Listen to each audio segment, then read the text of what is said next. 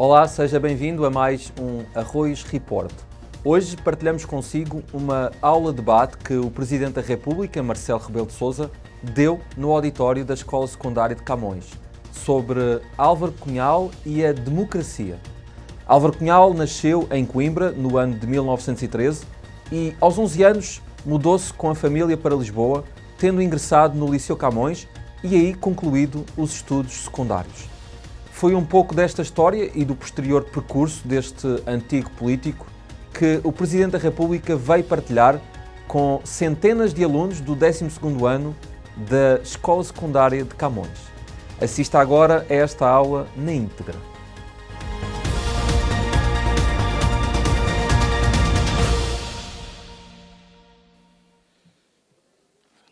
Então vamos iniciar. Excelentíssimo Senhor Presidente da República Portuguesa, Professor Marcelo Rebelo de Sousa, agradeço a sua presença na nossa escola.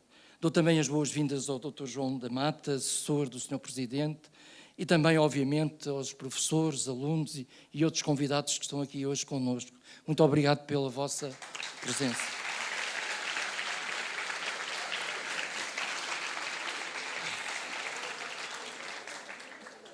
A vida começa com experiências e perguntas. Muitas das experiências que nos marcaram vêm das escolas por onde passamos. Talvez por isso o Sr. Presidente da República comemorou o primeiro ano do seu mandato visitando o liceu onde estudou e foi um dos seus melhores alunos. João Lobo Antunes, aluno do Liceu Camões, referiu na sessão solene das comemorações do centenário da nossa escola: é claro que tínhamos orgulho clubista. Estávamos sempre em disputa com outro liceu que havia para lá dos lados da estrela. Liceu segundo a terminologia corrente que nós considerávamos um liceu de betinhos. Certamente que o excelente aluno Marcelo Rebelo de Sousa, do Liceu Pedro Nunes, liceu que frequentou entre os 10 e os 17 anos, reconhece a importância da sua escola como um espaço de construção da sua cidadania. Hoje a Escola Secundária de Camões recebe o Sr. Presidente da República para uma aula sobre Álvaro Cunhal e a democracia. Álvaro Cunhal passou a infância em Ceia e ingressou com 11 anos no Liceu Camões, que frequentou até aos 17 anos de idade. Foi um dos políticos mais marcantes do século XX português, mas também foi pintor, romancista, tradutor de obras com a importância de Shakespeare. Convido todos a passarem depois no átrio do auditório, onde estão expostos alguns registros de Álvaro Cunhal, enquanto aluno desta escola, e também alguns dos seus quadros pintados durante a adolescência. Além da figura central de hoje, Álvaro Cunhal, que se salientou pelo seu brilhantismo académico, muitos vultos de outros quadrantes, de todos os quadrantes da vida política frequentaram o Camões. Adelina Mar da Costa, fundador do CDS. Sousa Franco, Durão Barroso, António Guterres ou João Semedo, do Bloco de Esquerda, isto só para referir aqueles que foram líderes e também dos partidos que têm assento na Assembleia da República. Cito novamente Lobo Antunes. Alguém sublinhou que a educação e a cultura são ramos da liberdade política e moral. E esta ligação orgânica nasce na escola e, acima de tudo, na escola secundária.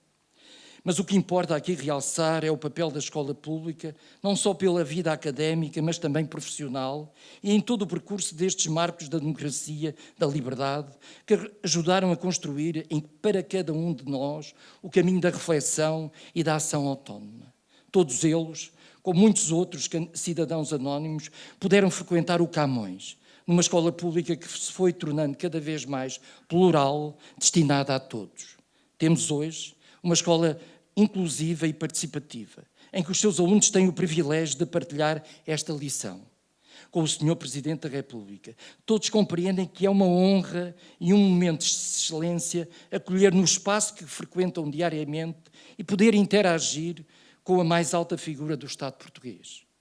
Quero relembrar que momentos como estes só são possíveis porque vivemos numa cultura de democracia, construída por nomes da vida política, cultural, social e científica portuguesa, e que nos deram a todos a possibilidade de ter liberdade de expressão que vai possibilitar cada um de vós Coloco as questões ao Sr. Presidente da República, uma escola onde todos podem estar e todos podem participar.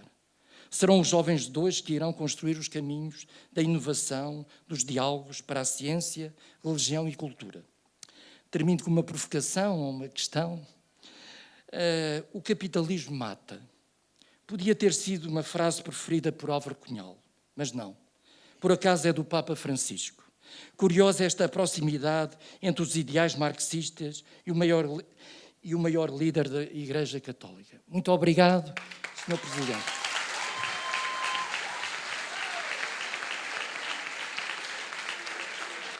Muito obrigado.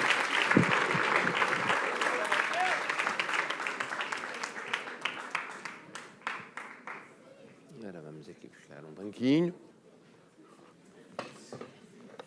Deve subir um bocadinho. Um bocadinho. Ora, eu queria, em primeiro lugar, dizer-vos como estou feliz por estar aqui. Estive aqui há mais ou menos 2 anos, para outro fim, noutra qualidade, mas agora estou feliz por estar aqui como Presidente da República nesta escola e espero, na próxima vez que cá vier, já terem começado as obras que estão prometidas há não sei quanto tempo, o que é preciso realizar.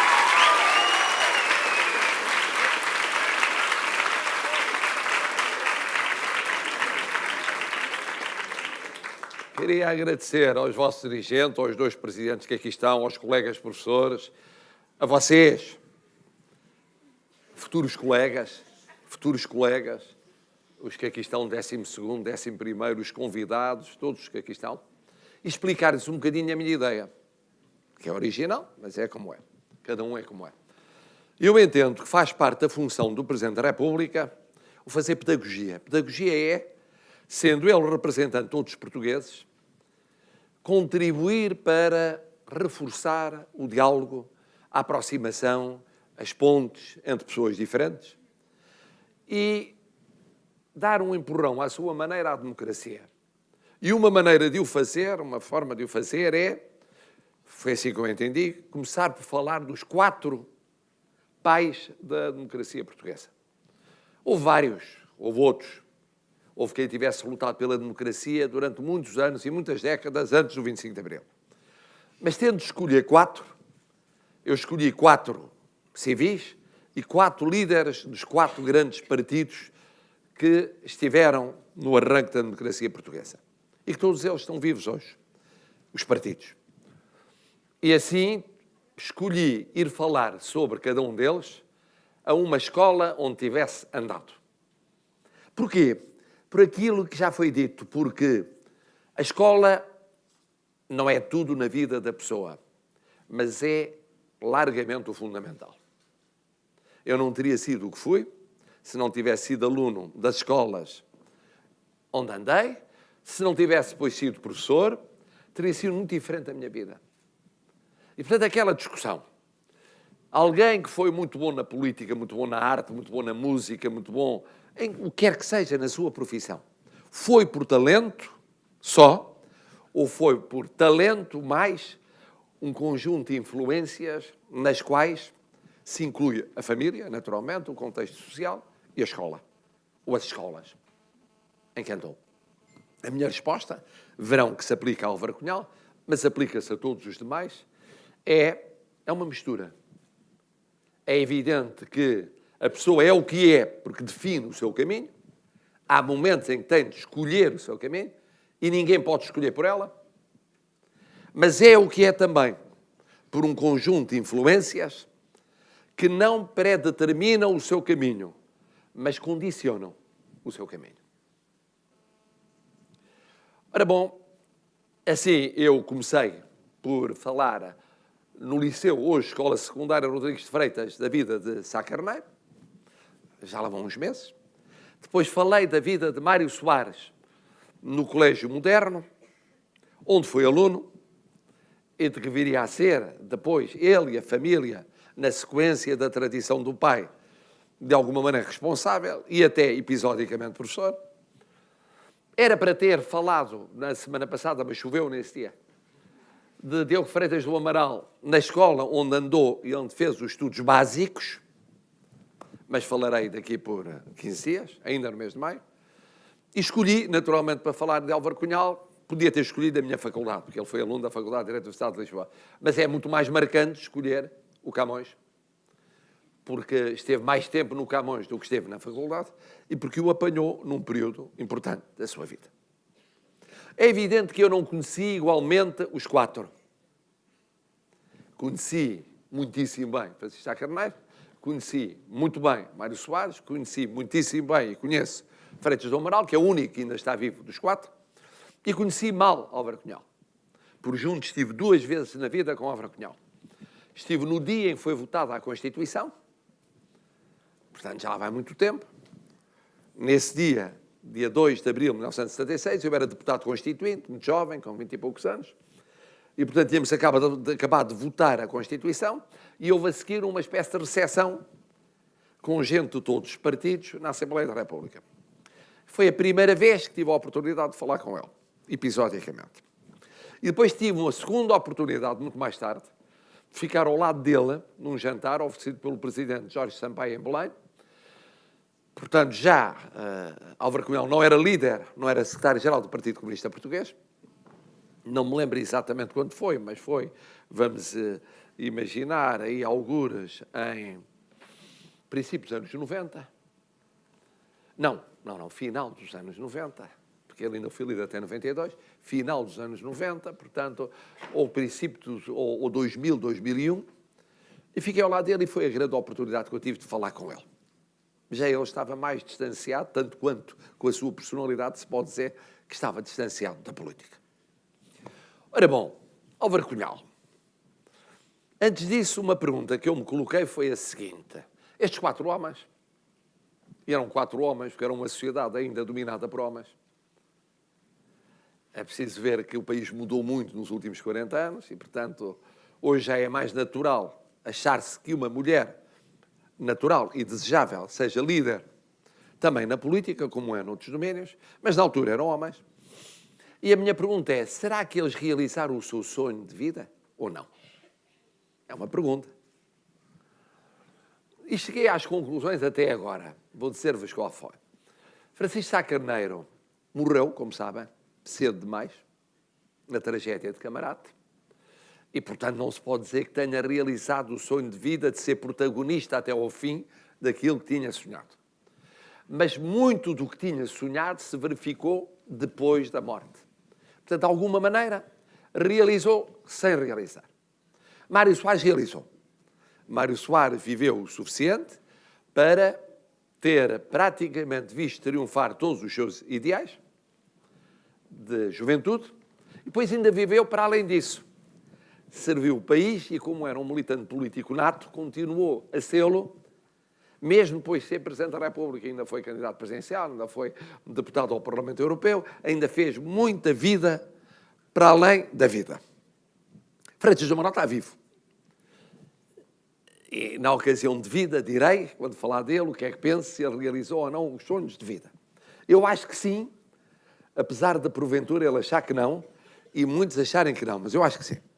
Quanto a Álvaro Cunhal, é óbvio que ele realizou largamente, se não totalmente, aquilo, ou muito do que tinha sonhado,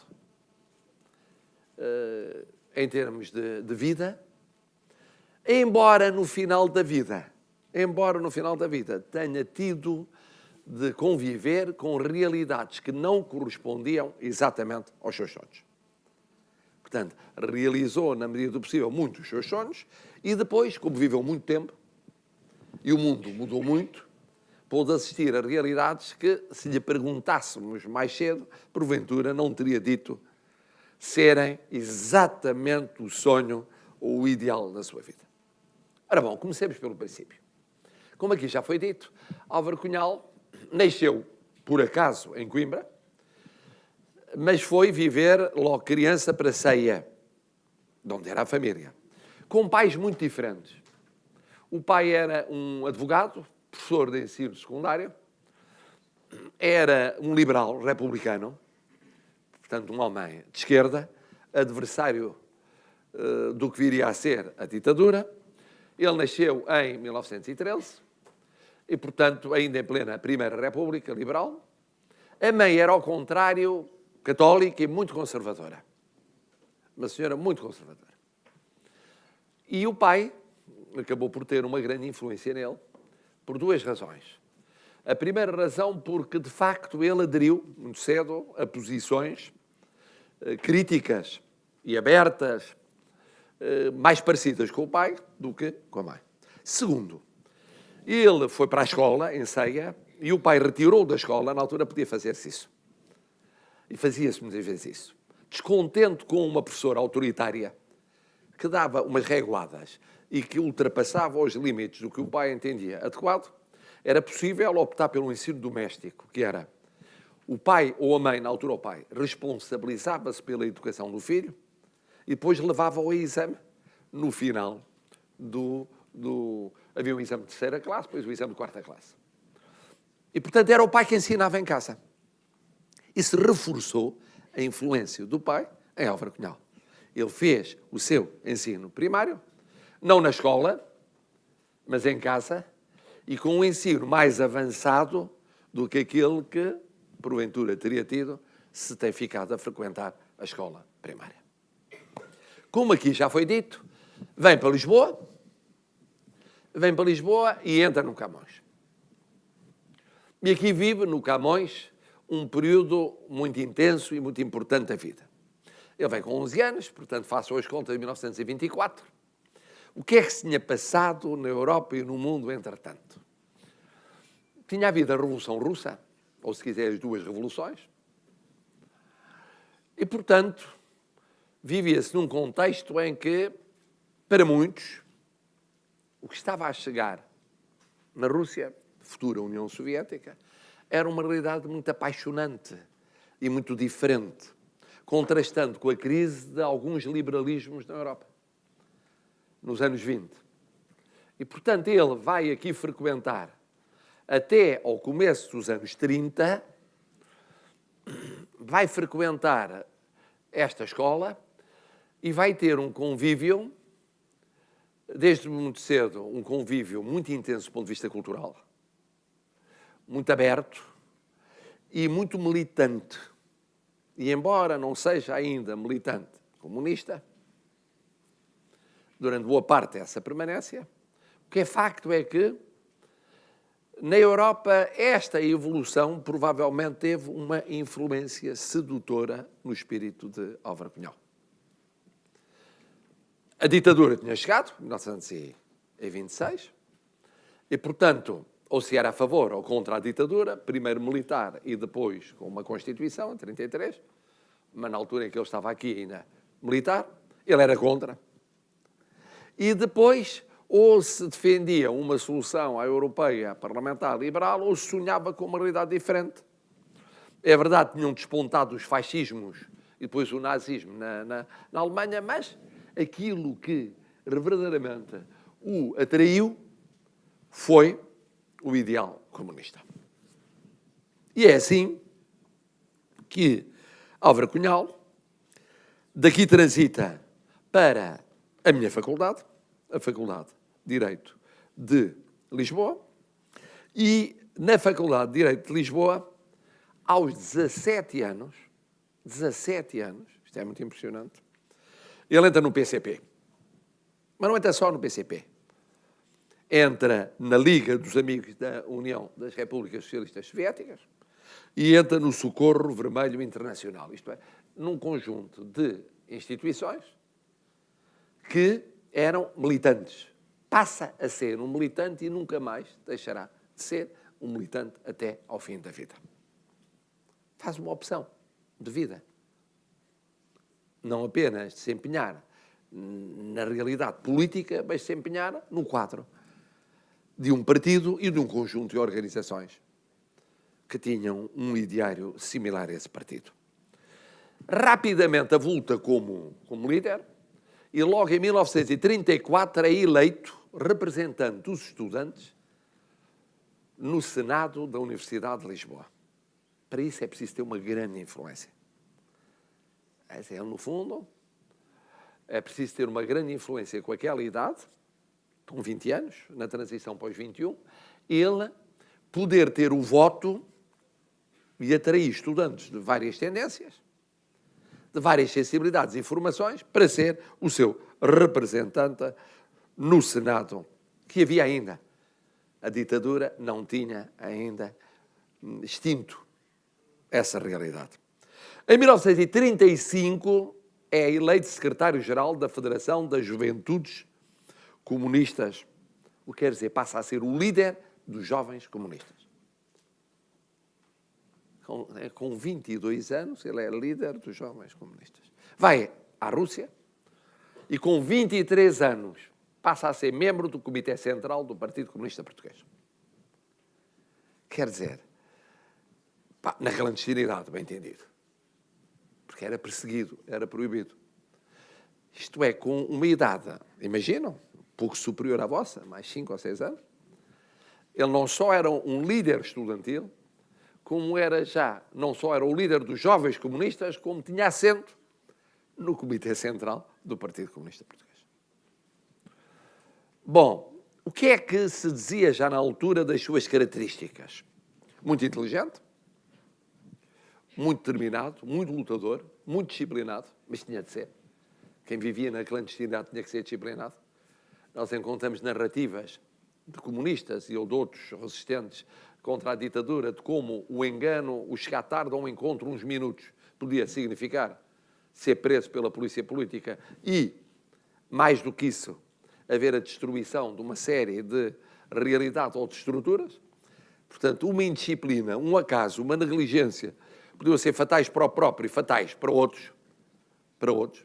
É assim, quando se vive na clandestinidade.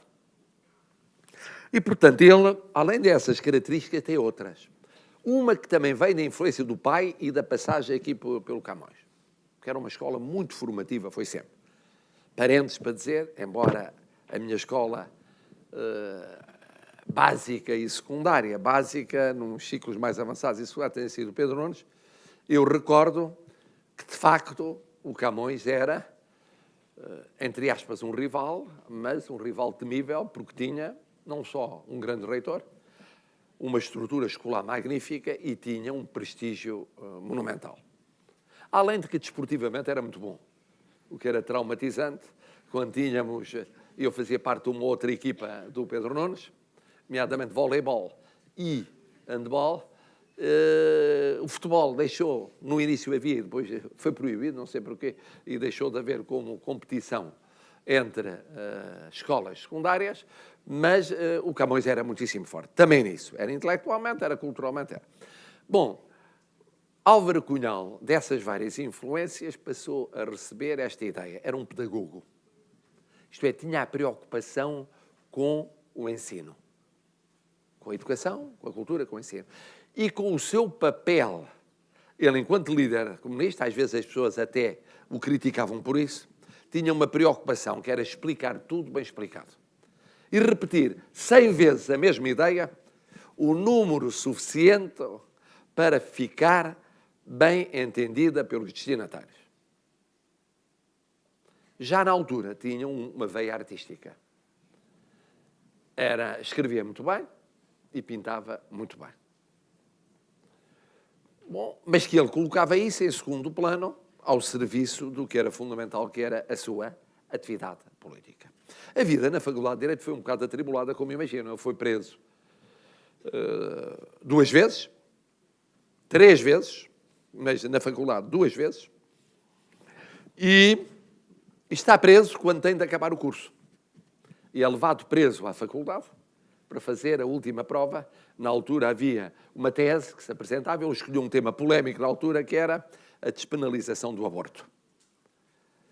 Defendendo a despenalização do aborto. E, num júri conservador, Marcelo Caetano estava nesse júri, ele obteve a classificação de 16 valores, que na Faculdade de Direito de Lisboa é uma grande classificação e naquela altura era uma magnífica classificação para quem tinha tido que estudar na cadeia.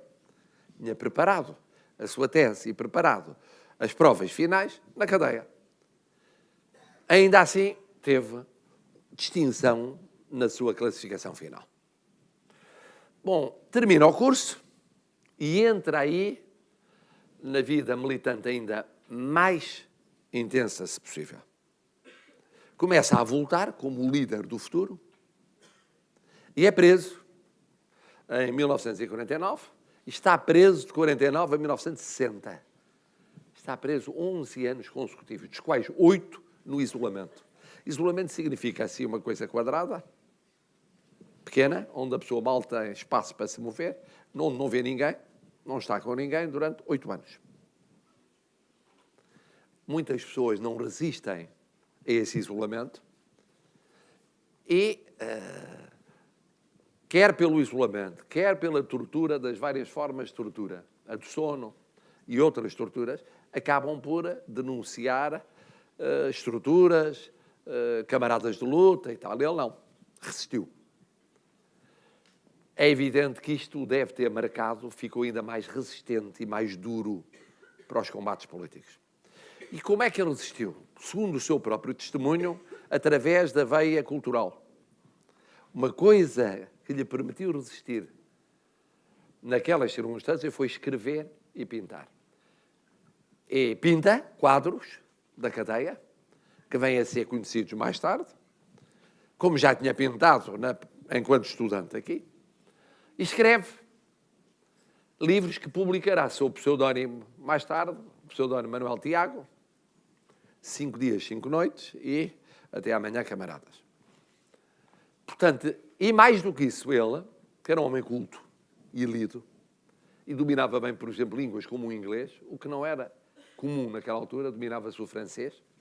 Ele faz uma tradução do Rei Lear de Shakespeare, e uma tradução bem feita. Fazer uma tradução significa saber bem o texto em inglês e saber bem português, porque não é uma mera passagem de palavras de uma língua para a outra, é apanhar o sentido e traduzir em estilo literário. Portanto, foi a sua forma de resistir. Para não chegar a um ponto de exaustão intelectual, provocada pela solidão, resistiu criando culturalmente. Em 1960, foge do Forte Peniche, onde estava, com outros camaradas de luta, numa fuga que na altura ficou histórica, e acabaria por ir para o estrangeiro. Está um tempo ainda em Portugal e depois vai para o estrangeiro. Vai para Moscou, depois para Paris e depois circula na Europa. E não mais voltará a entrar em território português até ao 25 de abril de 74. Entretanto, ele, em 61, um ano depois da fuga, é eleito secretário-geral do Partido Comunista Português. Em 61, ele era relativamente jovem, mas sucede a uma grande figura, Bento Gonçalves, e é ele que vai reorganizar o Partido Comunista na clandestinidade. E vai liderar a oposição a Salazar. E é muito curioso que, a partir dessa altura, mais do que já tinha acontecido nos anos anteriores, passa a haver duas figuras dominantes na vida política portuguesa. Uma, Salazar, ditador, liderava o regime. A outra, Álvaro Cunhal, liderava a oposição. Havia outros setores da oposição. Havia antigos republicanos, dos partidos republicanos, havia alguns socialistas, havia alguns sociais-democratas, mais tarde chegariam liberais e democratas cristãos, mas o partido, houve anarquistas e anarcossindicalistas, mas a partir dos anos 50 e nos anos 60, quem domina e lidera a oposição é o Partido Comunista Português. Quem lidera o Partido Comunista Português é Álvaro Cunhal, que vai ganhando um prestígio internacional. Em 1968, ele preside a Conferência de todos os partidos comunistas da Europa Ocidental. É condecorado, entretanto, pela União Soviética e, portanto, é uma figura de grande peso, quer na vida política portuguesa, quer na vida política europeia. Entretanto, ele nunca tinha deixado, mesmo quando jovem, de escrever. Tinha escrito no Avante, tinha escrito no Militante, mas escreveu também em órgãos de informação mais amplos, como o Diabo, e a Seara Nova. Isso enquanto jovem.